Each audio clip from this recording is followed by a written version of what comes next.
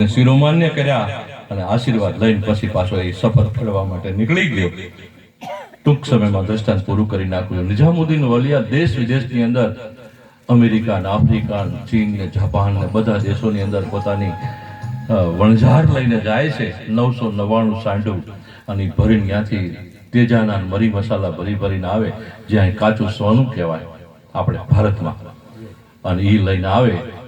અને અહીંયા 6 મહિના 12 મહિના થયા તો નિઝામુદ્દીન વલિયા બાપુને એક ધર્મ સંકટ આવ્યું કે બ્રાહ્મણ એમના આશ્રમે ગયા અને કીધું કે મારી 2 જુવાન દીકરીના લગ્ન લેવાના છે. 3 વર્ષથી દુષ્કાળ પડે છે અને હું વેવાઈને પાછા કાઢું છું બાપુ, પણ આ વખતે પાછા કઢાય એવું નથી, મારે મોઢું બતાવાય એવું. દીકરીઓ જુવાન થઈ ગઈ છે, એને લગ્ન કરવા છે, કાંઈક મદદ કરો. એટલે કોકે કીધું કે નિઝામુદ્દીન બાપુ પાસે જાઓ. અને નિઝામુદ્દીન બાપુ કોઈને ખાલી હાથે કાઢતા નથી, પણ નિઝામુદ્દીન બાપુએ બધું ટાળી દીધું હતું. શું કામ? કે કારણ કે એની પાસે કોઈ પણ આવ્યો નથી કે દીધું નથી, આવ્યું નથી. એને ઓલિયો કીધો. કેવો કીધો? ઓલિયાનો અવતાર નિઝામુદ્દીન વલિયા.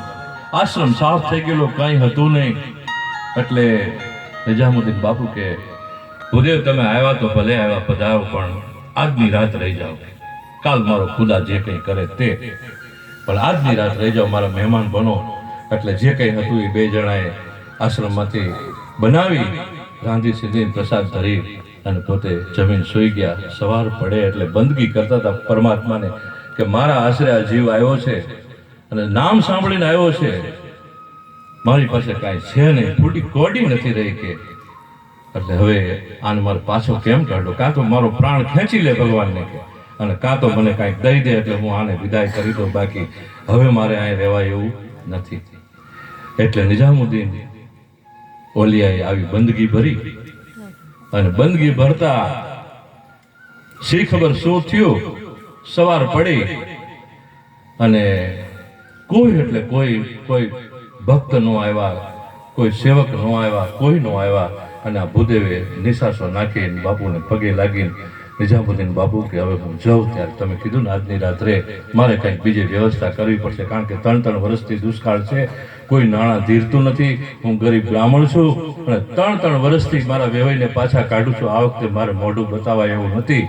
એટલે હું ક્યાંક બીજું ઠેકાણું ગોતું. કે નહીં ભૂદેવ જાઓ નહીં, તમે મારો ખુદા છે, મારો અલ્લાહ છે, મારો ભગવાન છે, કંઈક કરશે, કંઈક રસ્તો કાઢશે. એટલે એક કામ કરો કે ભૂદેવ જાશો નહીં તમે. કે પણ હવે મારે રહેવાય એવું નથી, મારે સમય ભરાઈ ગયો છે, વેવાઈ આવીને ઊભા રહેશે, મારે એને જવાબ શું દેવો? આ જો આ ગુરુ શિષ્ય વચ્ચેની કેવી પ્રેમ ગાંઠ હોય છે. પછી તો નિઝામુદ્દીન વલિયાએ બીજું કાંઈ નહોતું પણ એના પગમાં પહેરવાની જે ચાખડીઓ હતી ને, એ ચાખડીઓ એને આપી અને આ લેતા જાઓ કે હવે મારી પાસે આ વસ્તુ છે કે, અને આ ચાખડીઓ તમે લઈ અને તમારું કામ કરી નાખો. એટલે એમને તો આવું રૂમાલિયું હતું ભૂદેવ પાસે. એ રૂમાલિયાની અંદર ચાખડીઓને ગાંઠ વાળી અને ખંભે નાખ્યું અને હાલતા થઈ ગયા. બાપુને પ્રણામ કરી. તો મનમાં કચવાય કે આ ચાખડીઓથી કે મારી 2 દીકરીઓના કરિયાવર થશે, આ ચાખડીઓથી પણ છતાંય બાપુએ આપ્યું છે તો મારે લેવી તો પડે, સ્વીકાર તો કરવો પડે. આવો મહાન સંત નિઝામુદ્દીન વલિયા, એ કઈ જીવતી હસ્તી નહોતી એ વખતે, એનું નામ હતું જેમાં આપણે બજરંગદાસ બાપા કહેવાય. એવા સંત, એવા મહાપુરુષ અને એવો વલિયો અવતાર. એટલે લઈને હાલતા થઈ ગયા. 1 ગૌ 2 ગૌ 3 ગૌ ગયા. એટલે ગોરભાને ભૂદેવને પાણી પીવાની તરસ લાગી. એટલે એક ઝાડ હતું, ઝાડના નીચે કૂવો હતો. એ કૂવામાં જોયું તો આમ ડોલ ભરીને લઈ લે, એટલું ઉપર જ પાણી હતું. એટલે ત્યાં કંઈક પડ્યું હતું પાણીનું પાત્ર, ત્યાંથી ભરી પાણી ધરીને પીધું. પછી થોડીક વાર માટે ઝાડ નીચે આરામ કર્યો. ઘોટે માર્ગું જેમ ચાલીને જતા હતા એટલે આરામ કર્યો. અને આરામ કર્યો ને ત્યાં સામેથી 999 સાંઢ ભરી અને પેલો એનો જે શિષ્ય હતો ને અમીર ખુસરો, એ ત્યાંથી પસાર થયો. અને પસાર થયો ને એ તો કે મેરે હમણાં કીધું ને કે મારા ગુરુજીનું ભજન નો હમણાં ગાયું આપણે દાસી જગુનું, ગુરુજી મારા આવે છે, મને ઝીણો ઝીણો નાદ સંભળાય, ગુરુજી મારા આવે છે.